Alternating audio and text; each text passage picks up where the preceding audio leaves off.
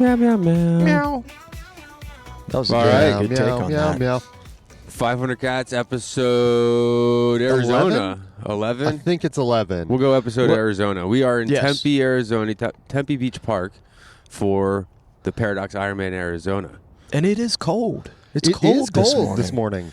You think It's like it's a desert or something. Something like that. it's a refreshing cold, though. It's not like a bone-chilling Yeah, cold. It's nice. true. And No, it's the like sun 49. Comes, It's the 49. sun comes out. It's going to get warm today.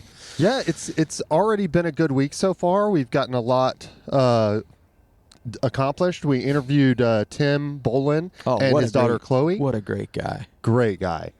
I love that guy so much. We got to meet him last year. Yeah. And we're going to try to get him on the podcast as well. I haven't told him that, but Yeah. Surprise. but I think he and Chloe would be game to do it. So that's part of the plan. But they're going to be featured in the welcome ceremony tonight. What else we got going on today? Let me ask you guys, what do you guys think of when y'all think of IRONMAN Arizona? What comes to mind? That's a good question. It's kind of like the last two Raw. The last Right. full Ironman in North America. Sorry, that's an airplane.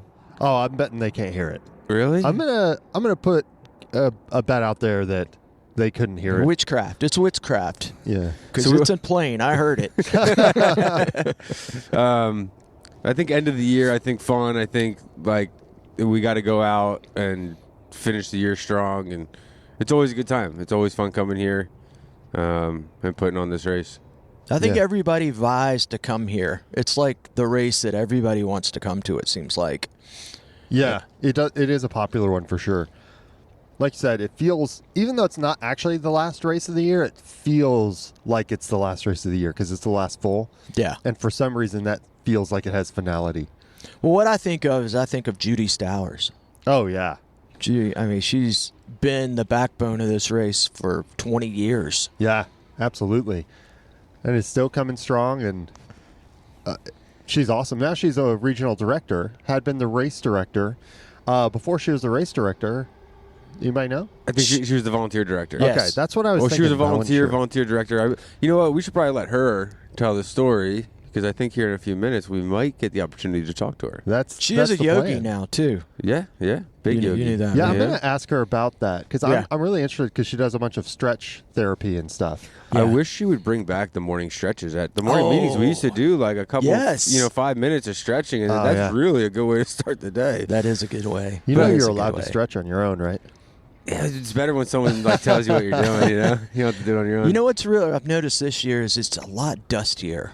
Oh, it's so dusty. It's Yeah. like it's even more dust than ever. Yeah. Every year, because of the dust here, every year I get bad allergies, and then every once in a while when I get home, I get sick. Yeah, Not every single time. but it's because you don't sneeze out loud. you like hold I it contain inside. it. Yeah. I'm sure the podcast listeners will hear that here in a minute. Well, it's not normal. I'm just gonna put that out there, Ryan. What do you think? Yeah, he's not a big chew guy. He's more of like a Yeah, You know? exactly. You're waiting for the chew, but it just doesn't come. happen. I like to build anticipation, you know. What's on the docket today? We got We got a big day today. Yeah. We got to set up swim start And finish. and finish. Welcome ceremony at 5. We got a band coming in at 3. Band coming, yep. Do you call them a band when it's a saxophone? I mean, it's a 2-piece band. Okay, Yeah. all right. It's a duo. I We like have it. musical artists Yeah. Okay. performing before the welcome, which is going to be awesome. I love live performances before the What's welcome. wild is this is a second event with a saxophone. Really? What was the other We one? had the saxophone DJ. Yeah, in Maine. In it was Maine. actually it was pretty cool. Yeah, they jammed. They left their trash everywhere, but they were good. But they were good. Yeah. Nice. So we're celebrating the 20th anniversary of IRONMAN Arizona, which is pretty amazing. My understanding is that there's 4 people here this weekend that have been to all 20 years. One of them being our own That's Edde right. Burgess, who's on the podcast with us right now. Judy Stowers, who we mentioned earlier in the show. Justin Kern, who is a swim course guy here in Arizona. And Tom Ziebart, the one and only Thomas Ziebart, our announcer this weekend. So that's pretty cool. It's pretty wild. It's been a wild run. It's changed a lot Yeah. over that time. Yeah, Yeah. Tempe itself has changed a Oh, lot. my goodness, yeah. I've only been here 8 years, but 8 years in Tempe is The blown buildings, up. Yeah. they had a splash park in here. I mean, it's changed a lot. Now it's a lot of dust. Yeah, it is a lot of dust. With that being said, why don't we bring on our first guest? Yeah, let's do it. Is this live Don't talk, Tom. or Memorex? This is live. Wait until I introduce you. Okay. Are we good? Yeah. All right. We have another special guest, another longtime member of the Ironman family, Tom Ziebart, the one, the only. How you doing, Tom? Very good, Ryan. Very good. How long have you been involved with Ironman? I was at my first Ironman race in 1989 in Kona, the year that Mark Allen passed Dave Scott in the final couple miles. That was my first Ironman experience. And then what? What have you done to get to where you are today as the the cycling announcer? Well, in 1986, I put my first triathlon on. It was in Boca Raton, Florida. I was still teaching back then. I was a high school teacher. And I figured out that I could do much better being an event marketer than being a high school teacher. Actually, I was really a coach. I wasn't much of a teacher. I loved coaching. But so I started putting on races in the late 80s and put a bunch of races on in Florida. And then started working toward putting on longer distance races and Ironman events. I'll tell you, one of my favorites was Kansas. Ironman Oh, yeah. 70.3 Kansas. 70.3 Kansas. That was probably one of the best races everybody wanted to go It to. was a very unique race in the fact that we camped out. The whole staff camped out and did our own. We actually had a pig roast one night. Nice. A lot of fun, and you couldn't really go anywhere because we were You're 25 middle of nowhere. miles Yeah. from Lawrence, Kansas. Lawrence, Kansas. Awesome. And so I know the answer to this, but how many years have you been coming here to Arizona? This is my 20th year to the 20th annual Ironman Arizona. All right. And what have you Actually, been- one year we did 2 races. Yeah, oh, there you go. I don't know if that counts in the 20. I guess it would. It Because we did a counts. spring Counts, race and yeah. a fall race one year. Yep. So what have you done all those years? Well, the first couple of years, I announced with Mike Riley almost every year. Oh, okay. But then during the other events, I would do various logistic things, Oh, okay. help with the site, things like that. A lot of pointing. yeah. Pointing, grab pointing, that, pointing move it and over here. telling I need 2 guys to help me. That's the famous line. I need Yeah. 2 guys. I need 2 guys, and they would always come running to help. I put up a lot of tents, a lot of pop-up tents. Yep. And if I had Yeah. a nickel for every bike rack I've put up, How many nickels would you have? a couple 30, 40 cents. So lots of different jobs, whatever they needed me to do. Awesome. Well, you got any like really good memories from Arizona that come to mind? Well, Paul Huddle was involved with the first races because he was an Arizona grad, I believe. Okay. Not Arizona State, Arizona. So from Tucson. So that Oh, was always okay. I was Got always it. a big thing. He would wear an Arizona shirt here, and people would go, "You can't wear an Arizona shirt in Tempe." And it was the first years. Obviously, we were learning, and Tempe was a lot smaller, a lot different. Real Salado was a 2-lane road, and but the park was basically the same. And we've always swam in the same lake, different entrances and exits during the years. The bike course has always gone out to the Beeline, but again, the Beeline in the first couple of years, I mean, it was basically nothing getting out there. And once you got out there, it was just wind and desert. So I think the biggest change is just the amount of building and how big this area has gotten in the last 20 years.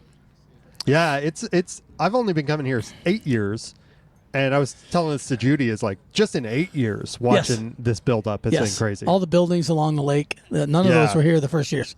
And actually, we could. The first year, one of my jobs in the early years was I was the Gatorade guy. Okay. So I would put the Gatorade inflatable up at the finish line, and I would put Gatorade fencing in places that the site guys forgot to put Gatorade fencing. And the first year, we started a mass start right underneath the Mill Street Bridge. And I'm looking at that the day before going, this is going to be filled with 1,500 athletes right below the bridge, and there's nothing on the bridge. So that night, after dark. I went up and put Gatorade fencing on the bridge. And Awesome. in the morning, I got yelled at by Paul Hudley. Said, "You can't put fencing there." And I said, "Well, there was nothing there before."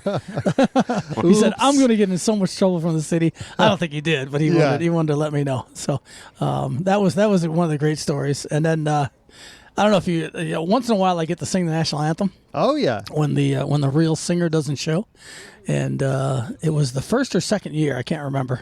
Paul Huddle comes up to Mike Riley and I, and he says, "I have this fantastic young girl that's going to sing the national anthem. She's 13 years old. I've heard her. She's unbelievable." So Mike and I go, great. You know, it'll be fun having a young girl sing the national anthem. So the morning of, we're at the swim start. It's a mass start. We're on top of the scaffolding back then. We didn't have stages. We had to go up the scaffolding. And Mike and I are looking around and we go, "Where is she? You know, the race starts in 10 minutes. And Huddle goes, I don't know. I can't find her. I don't know if she's here. Back, you know, there were no cell phones back then. So, Right. So Mike Riley hands me the microphone and says, "Okay, we got to start. You get to sing," because I'm the backup singer for the national anthem. So I sing the national anthem. Gun goes off. Everybody started, and we look back. About 10 minutes later, there's this young girl crying by the scaffolding, and she goes, "I was supposed to sing the national anthem," and she goes, "Can I do it now?" and Mike goes, "Well, everybody's gone. The race already started." And so she goes, "Okay, maybe I'll get to do it next year." 3 years later, that young lady won American Idol. No way. Her name was Jordan Sparks. And she won American Idol. That story is in Mike Riley's book. No way. That you've probably read 4 or 5 times, Oh, right? I've listened to him read it to me. Oh, have you? Yeah. Okay, that story's in there. So I replaced Jordan Sparks. About 4 or 5 years later, I'm at the Super Bowl because Gatorade would always give me tickets to the Super Bowl, which was pretty cool. Yeah. I'm in the stadium, and I think Philip LaHaye was with me, and the national anthem singer was Jordan Sparks. Yeah. So I raised my hand and said, "Hey, if she can't sing, I'm right here. Backup is right here. I'm right here." But they didn't let me sing at the Super Bowl. Weird. So that's another great story from the early days. Arizona. That's Lots of stories. Man. If you had to pick one year, what was your favorite year? Here, you know, I always liked the years where we had pros, because the pros that didn't do well in Kona would always come here because they knew they would get a spot to Kona next year, and they were in great shape. So we had some unbelievably fantastic times. Brent McMahon set a course record here one year 100%, because he dropped out after the bike in Kona. Heather Jackson one year had a great race here, just because, you know, if they have an off day in Kona, they're not going to put it all out there, Right? And they're going to want to go to next year. And this was the race. This one in Ironman Florida, where athletes would come, always picked them up, and do real well. I mean, I remember Yeah. Rennie doing a great job in Florida one year, and getting that spot to the next year, which gives them a whole year to prepare for Kona. So those are my favorite races. Nice. So if you had to pick a race, because we know when you're not working, when you're not announcing, sometimes you may grab a bike, 1 or 2 off the trailer that you keep stored there. Once in a while. Where's your favorite place to ride when you go out and ride? You know, my favorite place is Coeur d'Alene. Because they have a bike path that goes all the way to Spokane, and if I got enough time, which most of the time I do, I can get on my bike in Coeur d'Alene and ride along the river and go all the way to Spokane and back, and it's gorgeous. That's I mean, awesome. Coeur d'Alene. Actually, we used to use that bike path in the early days as part of the bike course when we went over into Washington, the state of Washington. Just a section of it to get us off the roads for a while, but it's a fantastic bike. Nice. And I really like places where I can get on a bike path. Yeah, absolutely. I used to ride this course a lot, the Beeline. Yeah. And I always would take 3 tubes with me because of the amount of thorns out there. Yeah. But now I don't. It's too busy. Yeah, So, absolutely. Yeah. So I'll ride this bike path here, which is very nice. You can go all the way past the airport. Yep. Then you can I'll go all the way to Mesa, and go past where the Cubs spring training is and the A's spring nice. training. Oh, nice. Yeah, they have All a right. little path between the two. All So right. it's pretty cool. Pretty cool. That's awesome. Yep. So how well do you really get along with Mike Riley? You know, that's a great question.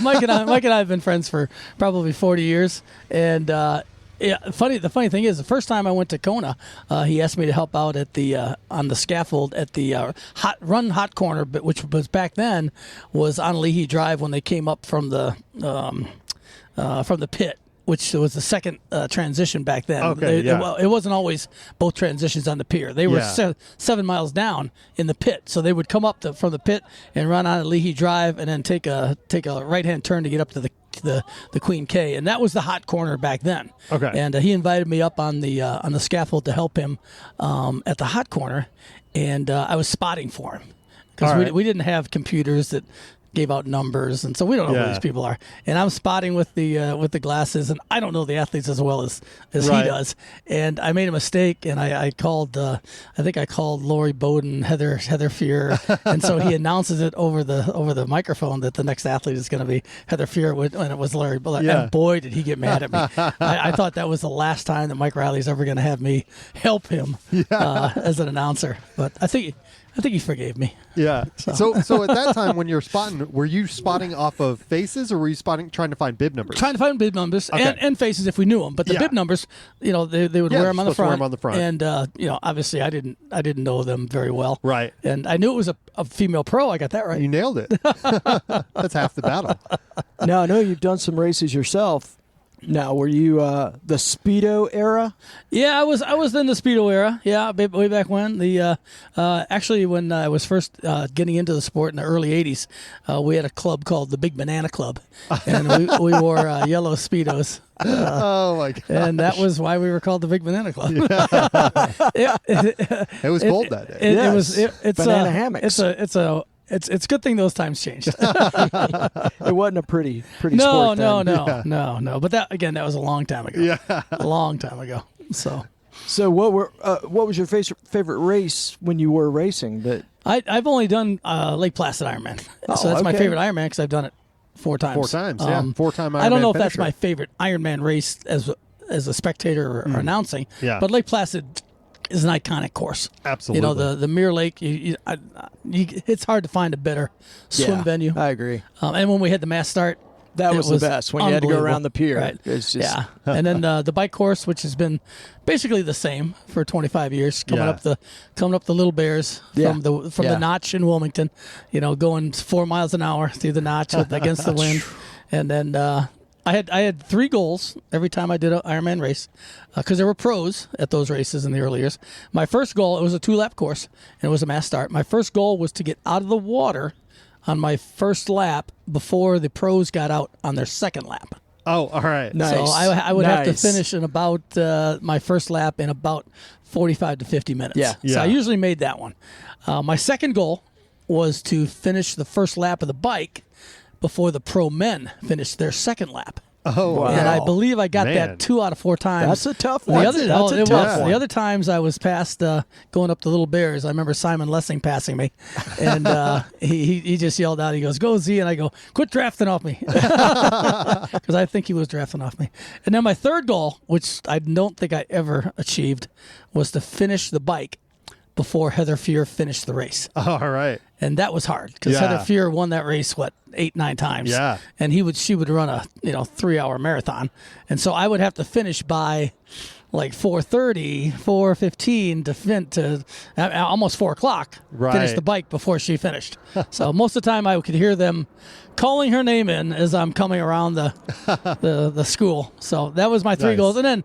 Obviously, the most important goal: finish under 17 hours. Oh yeah. Which Monday. which I did, sub 17. Yeah. In Coeur d'Alene, because we did the race in Coeur d'Alene last year. Yes. And I am going out where personal needs is. I'm going out out and back. Yep. And it's going on to my second lap, and I'm pretty sure it was Haley Chura running, and she's in the lead, and I was just like, yeah, go Haley. I just got to go do another 56 miles. That's always cool when you can see It was pretty cool, the lead, on out and back courses and those type of things. So, Absolutely. And when the run goes along that bike course, it works out. That is a fantastic race too. I've never done it, but been out there many times. I've actually ridden the course many times, but not in the race. And that's one of my favorite parts is to go out to the on the path. Yeah. Out there on the bike and the That run. path is awesome. Yeah. Very nice. Very nice So sight. Past or present, favorite race ever that you've worked or been to as a spectator? I would say probably St. George. Oh, all I really like St. George, not just because of the race, but just the area. Yeah. Because I enjoyed going to Zion and going to Bryce Canyon. I mean, those type of things add to the race, but just it's so much different from where I live, in Florida and Colorado. I just enjoyed that, and the people, St. George people they're so nice. Absolutely. So nice. Next level nice. Yes. All right, number one, finish line. The best finish Ironman line. or Ironman 70.3? Either one. Either one. The Ooh, best yeah. finish line. Yeah, that's a you've tough ever one. been to. That's a tough one. Are you I- allowed to include like world champs? Yeah, but I wouldn't say- include world champs. Oh, all right. Okay, perfect. Not world We have a champs, lot not of world great. champs. We have a lot of great finish lines. We Yeah. got to talk about the And my favorite finish line is personal. My favorite finish line was the Steelhead Ironman 70.3. Wow. Because I Yeah. started the race. It was in my hometown, and it's a beautiful beach in Michigan. Yeah. And on a sunny day, you can't ask for a better finish line. So Yeah. that was my favorite. Fair enough. All right. perfect. All right. Well, awesome. Thank you very much Well, for you're coming. welcome. Appreciate You're welcome. the time. Yeah. Looking for another 20 years here at Ironman Arizona. Yes, 100%. sir. Don't know if I'm going to make it to 40, but You we'll keep see. riding, you'll be We'll fine. see. Yeah. We'll see. Well, thanks for having me. Yeah. Thank you for coming. All right. We appreciate it. You're welcome. Here, I'll take that from you. The Yeah, microphone? I'll The take a microphone? handshake. All Yeah. right. I'll take the mic. Thank you, Tom. Appreciate it. Now I have to follow the blog. Well, that was Tom Ziebart, the legendary Z, as we call him, and Z. he's off on his cruiser bike, and I'm kind of worried that he doesn't have a helmet on, but He's got a hat. He's going to go pick one up. He always Yeah. has a helmet when he rides. Yeah. And so you heard us joke about he has a bicycle or two or two Or on three. every trailer. so there's 4 in North trailers. America. He's probably got He's got 7 one in bikes. Canada, so 7 or 8 yeah. bikes that we are fortunate enough to carry around for him and move. We enjoy it. Yeah. For Tom. And what's funny is when we take him off for him at the various races, which he asked us to do, we're in trouble if it's got a flat tire. Yeah, And I don't know how that works. We don't take it out of the box. No. And it's like, why is this flat? My favorite is he doesn't ask anymore because all of us say no every time. But he used to be like, "Hey, could you take the bike off and run over to Bike Tech?" No. It's under the trailer. I wish Tom. I'd said that while he was here. Oh my gosh, yeah. No, but Oh, he's man. a great dude. Love that guy. Been around forever. Oh yeah, legend. Just I remember. Literally from the beginning. Yeah, remember back in the day, he'd swing the Gatorade towel around. That's how Mike got his in the chute and started Really? swinging the Oh, that's towel. cool. I didn't know that. Yeah, Fascinating. so it's a funny Yeah. thing. Yeah, every Yeah. time I talk to him, we hang out at a lot of finish lines, and Tom's always there, and just interesting. A lot of stories, a lot of history, a lot of knowledge of the sport, which is cool. I'm glad he came on. Yeah, totally. So now let's see if we can't get Judy on real quick. Judy, you wanna take a seat? Is it me you're looking for? That's perfect. That's actually good. That's the intro. That's the intro. You know, some. Hey, all right. So we have Judy I didn't know we were Stowers going. here. I'm sorry. Are we? Hi, Judy. Yeah. How are you Good doing? morning. I'm so good. Good. It's great to see you. Good to be here. If you could just hold that up to your chin. Just Yep, put it on and your just chin. Perfect. Anywhere you look, just follow it on your chin. But yeah, all right. So here with Judy Stowers, regional director Yeah. of the Southwest. Southwest. All right. So now we were just talking before you got here a little bit about you've been here all 20 years, right? Absolutely. Awesome. So what paths have you been at? What jobs have you done through your 20 years here? Well, I think the most important one is that I've never not picked up trash. So the theme through 20 years is that no matter what your job is, you're part of the trash team, which is awesome. So when I first started with the organization, I was a captain, and I worked out on the bike course at a bike aid station. Okay. We were pirates. That was our theme. I remember. And I was tech. There you go. Bike tech. Yeah. And then I became the captain for banquets and awards. Okay. And from there became the volunteer director, and managing 4,000 volunteers back in the day is how we used to operate. So did that for a number of years, as well as stepping into managing the volunteer program for all of North America. Awesome. And then they asked me if I wanted to be a race director, and I had no idea what that meant. And so I said sure, and did that then for 10 years before stepping into the regional director role. Nice. That's amazing. That's wild. It has been a wild ride, and not anything I ever would have imagined. Yeah, for sure. What's like your favorite memory?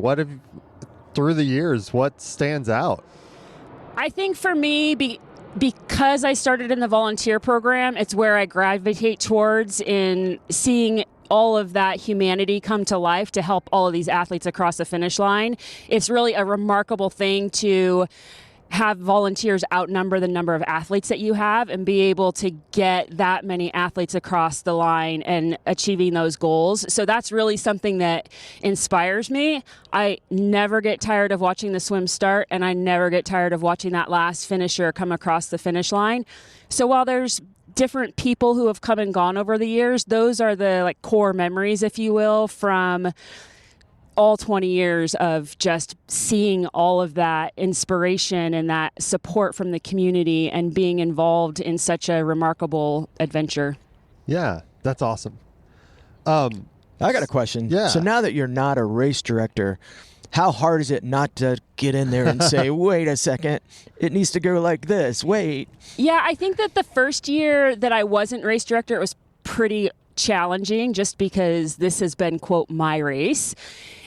However, when you really take a step back and trust your team and trust the training and trust that the operations manager, Max, is supporting the race directors in the way that they need to be supported, it's become much easier. And so now I can pay attention to the other details that become critical to the success of the event, as opposed to trying to be in the weeds on all of the details like I used to be. Yeah, that's cool. So we were also talking about Tempe and the fact that I've only been here 8 years, but over 8 years it's changed dramatically. So over the 20 years you've been here, what kind of changes have you seen in the race and the venue?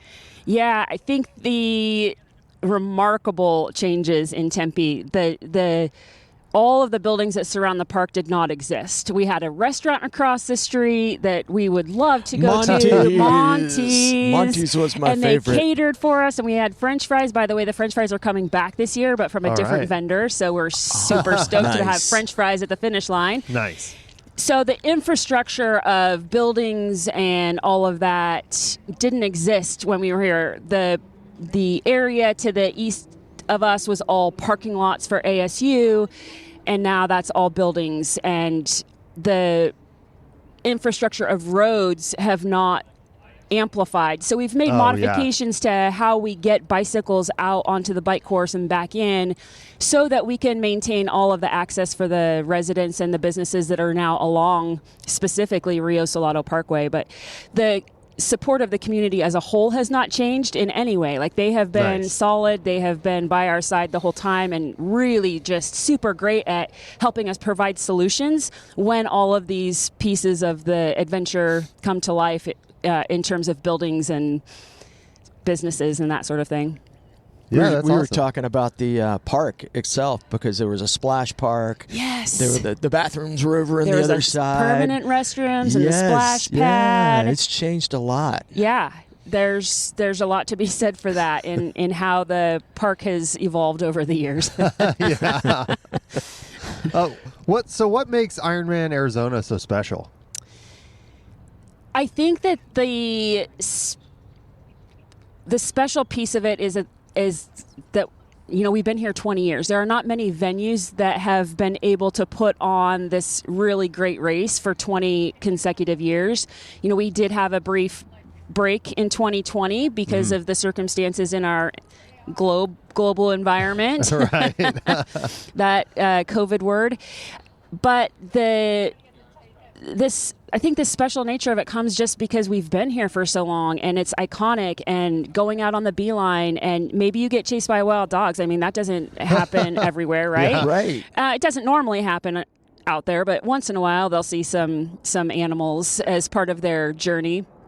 But just that Tempe has been so supportive, and really the Salt River community makes it all possible, and that's not necessarily 100% unique to any of our races, but it's certainly unique to this event and the support that we get from there and the athletes that participate in this event from the Salt River community, and being able to watch them grow is super awesome. I Yeah, think the vibe that's here is amazing. just really laid back and fun. Yeah. To me, everybody comes here and they're like, I want to go to that race. Yeah. That's the race. And it's So- nice. It's a single transition. Mill Avenue has tons of restaurants and dining opportunities, so they can really, once they get here, the athletes can just make this home. Yeah. And I think that that's one of those things that even a few of our staff members have said is like, this race feels like home. Yeah. And that's really, what we love to hear and like to create that feeling and that vibe. Totally. It was a sad day when Monty's left, though. Oh my gosh. Yeah. This is like a giant restaurant, and it had little hallways to rooms, and you had little banquet rooms in Yeah. there. You had little places. It was dark. I mean, it was the best place ever. It was epic. Yeah. And the cool thing, as sad as it was, the cool thing is that they literally waited until after our event Yes, that I year to remember. close. Oh, I really? So remember. they catered our event and took care of our VIP and all of that and the French fries. And as soon as the event was over, they closed their doors for good. Wow. And the building is still being used by the Downtown Tempe Authority, so you can still go in there and kind of weave your way through things. They've done some updates just from a structural standpoint. Yeah. because they had to. Because they had to, because it's a original like Adobe building, and so before they moved into that space, they cleared out all the restaurant aspect. But anyway, that was it was amazing to have that just right there. And you mentioned this place feeling like home. It was your home. It was my For a home. long time. Yeah, I lived here for 23 years. I learned about Ironman from moving here and somebody saying, hey, we need volunteers. And I was like, okay, I can pull some friends together. I thought I could pull 100. I didn't quite make it to 100, but turns out I didn't have 100 friends at the time. It's okay. And then I just, this place has grown so much that decided I wanted a little bit more of the home that I grew up in Southern Oregon, and moved to Southern Utah about a year and a half ago. Yeah.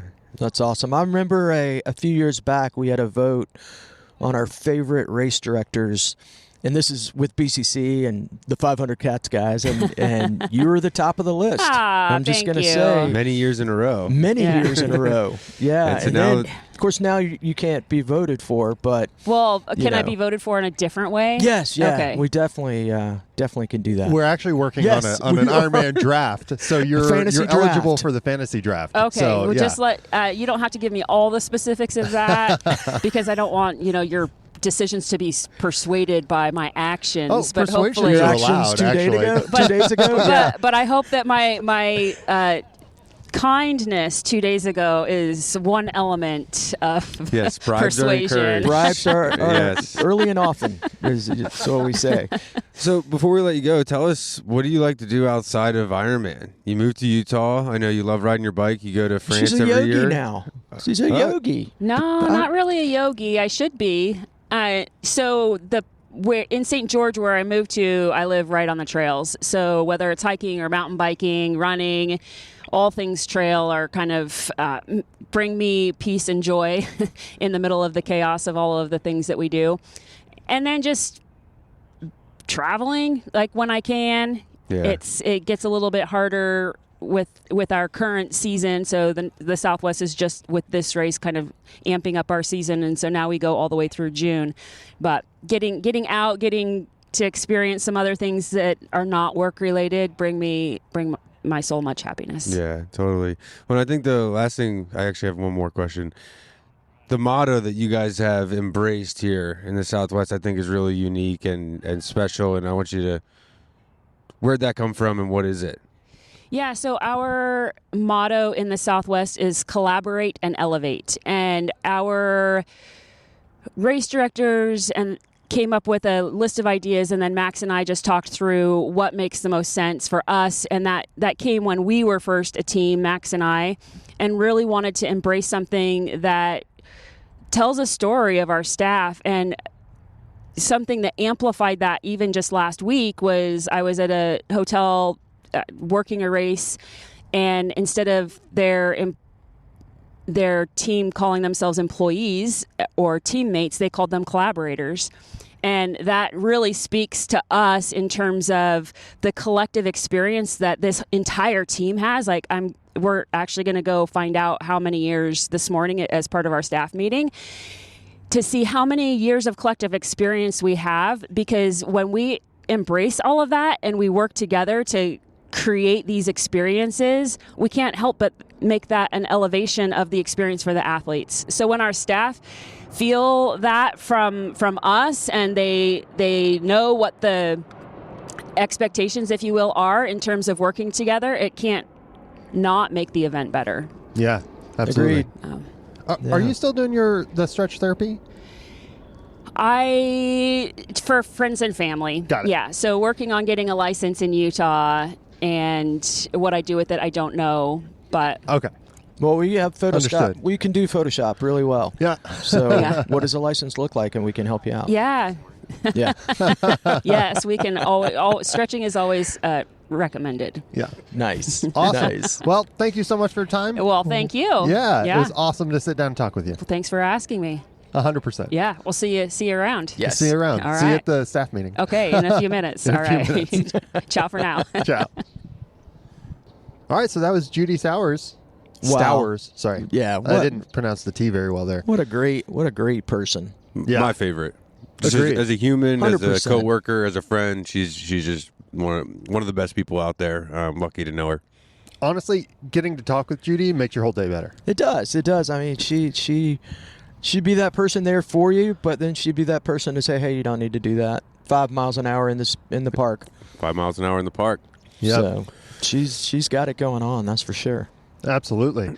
Well, we're about to head over to the morning meeting, but real quick, what are you guys planning for Thanksgiving? Anything?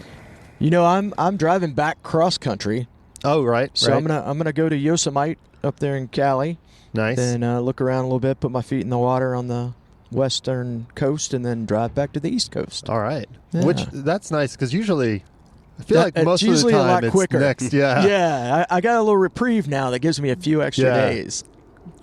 I'm hanging out in Colorado. We'll fly back home here on Tuesday, and then there's actually a 5K that the BCC team is going to go shoot some video for. Yeah. So I think Dave and I, and maybe Mel and whoever else is in town, we're going to go shoot some video for this turkey trot, which will be a lot of fun, and then eat some food. I don't know what that looks like. I'm doing the turkey trot in Carolina with my whole family. No, we're talking. Yeah, Yeah. nice. And then, just hanging out. I know, like I said, laying low really before this New Zealand trip. Wow, at the very I'm excited beginning of for you and December. jealous. Yeah. Yeah. I'm excited for you. I'm not jealous.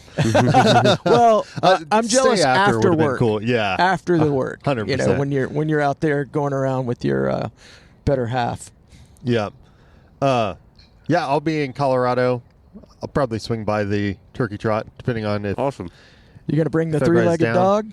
Nah, she doesn't like to walk for some reason. Do the pogo. Yeah. She's all right though. That's a good-looking dog. Oh yeah, I love that dog. I love both my dogs. What a great place to be. I mean, Arizona, and then, you know, kind of culminate out and then head home for Thanksgiving. I mean, it's a great next couple weeks, I think. Absolutely. Yeah. And with that, sorry, Jeff, something else? I was going to say it's a great start to winter. Yeah, it is a good start it's to kind of winter. the last event where, like we said, it's chilly. It's 50 degrees. It's not freezing. But you get the sun during the day. It's probably going to be a high of like 75, 80 today. And then we go back home, and it's like, this is what I feel like, ski season kicks off after this event. So Let's agreed. let's shout out our dudes that are here helping us as well. Absolutely. We've got Yeah. Julian and Jean-Michel. Jean-Michel, otherwise known as Johnny Peppers. Johnny Peppers. Jim or Jam, Johnny Johnny Jim P. Peps. Jam, or various other. Pepskins. JP. He has 12 names. He does. The kid has 12 names, but they're here helping us well. Yeah, and it Yeah. looks like Doing good work. the staff's congregating over here by the registration tent. I think it's time that we head up the morning wrap it meeting. up. Morning meetings happen every day here.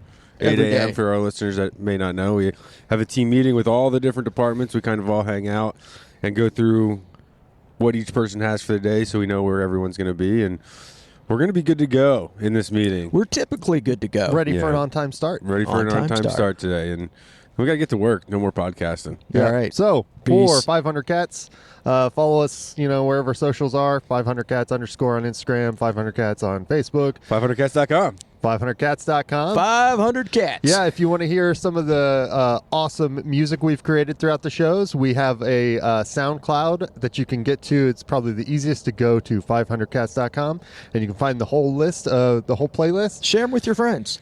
And here is a